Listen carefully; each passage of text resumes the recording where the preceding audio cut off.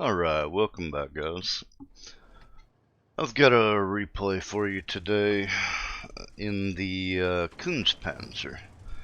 If you don't know anything about it, well, if you complete the battle pass and get 18 full point tokens from the battle pass, that's how much this one costs, making it the most expensive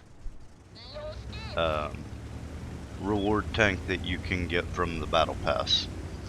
And honestly, it's in no way worth it. In no way.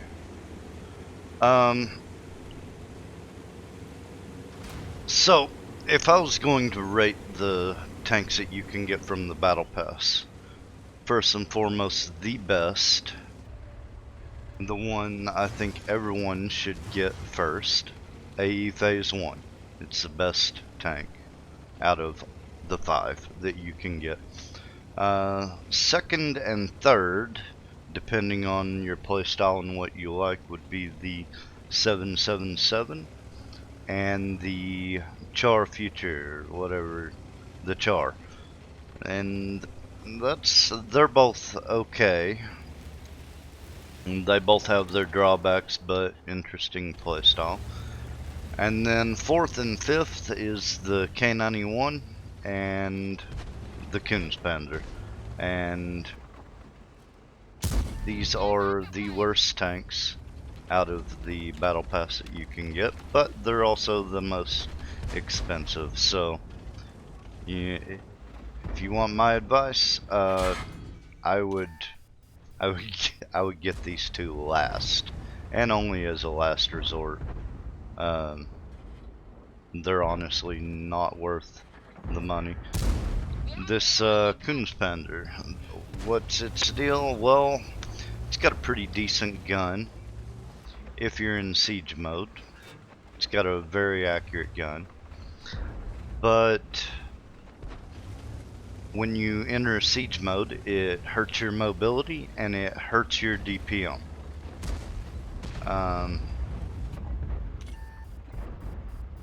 Okay, the gun's accurate, great, but you know, is that worth it to lose that much DPM and mobility?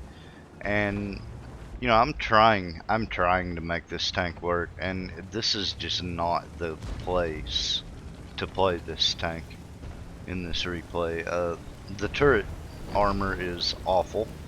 You're not gonna block anything with armor.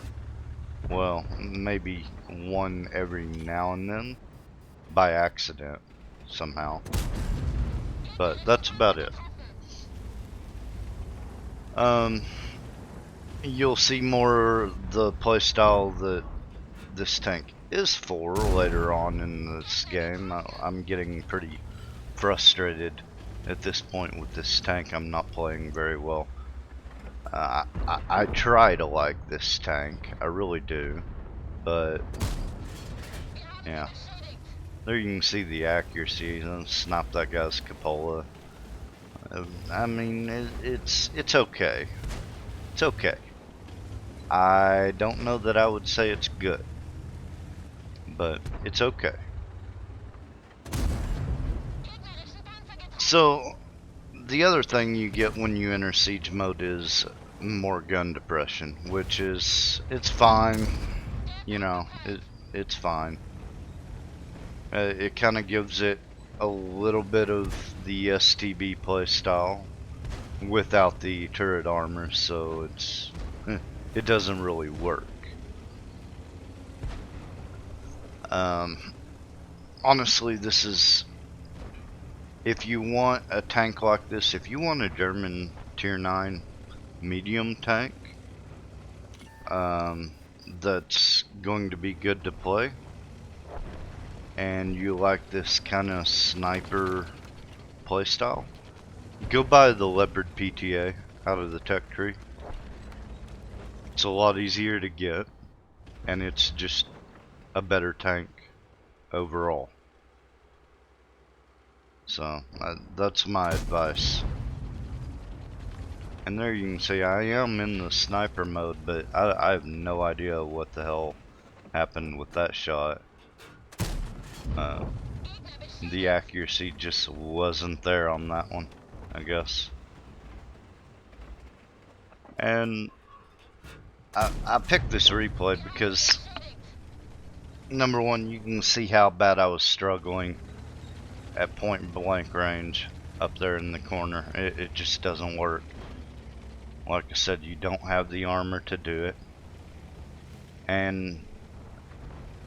But it also shows what the tank is good at, which here at the end of the game I'm going to be doing a little more of.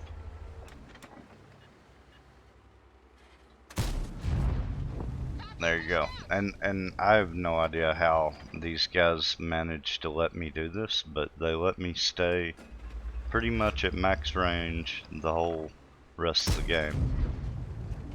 And again, see, and here's the thing, I'm having to leave siege mode so I can get my mobility back. And then go back into siege mode to try and get the accuracy back. And it's just it's a huge pain in the ass. But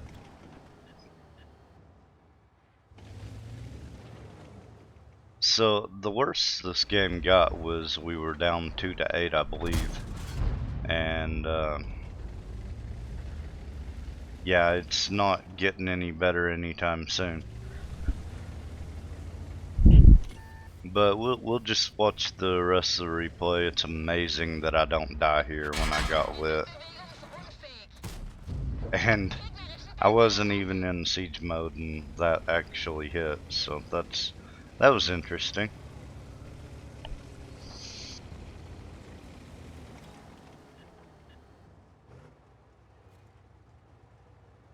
I actually end up getting over 6,000 damage in this game. I'm probably not going to put the stats for this game up because I really don't. This video is more about the tank and what I think about it than anything else, but I'm going to just let y'all watch the replay from here on out, and you've heard my opinions on the tank, and enjoy the rest of the replay.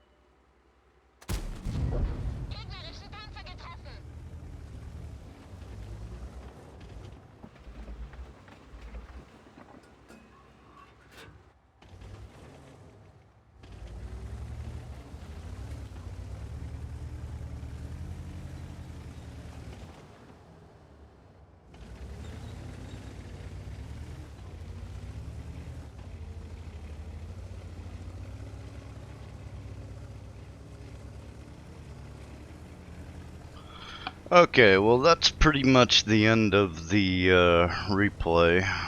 Stat-wise, like I say, I'll let you know. I got over 6,000 damage with a couple of the blind shots I got there. Um, Nobody else on the team got over, I think, 2,600 damage. I mean, I flat out carried this, but this is a rare game. There's not a lot of games where you're going to get people that will let you keep them at range like this and be able to farm this much damage. It's not a normal game. It's not going to happen very often. And going back to what I think about this tank, I mean, there is nothing I did in this game that I don't think you could do with a Leopard PTA. And you could probably do it better in a Leopard PTA.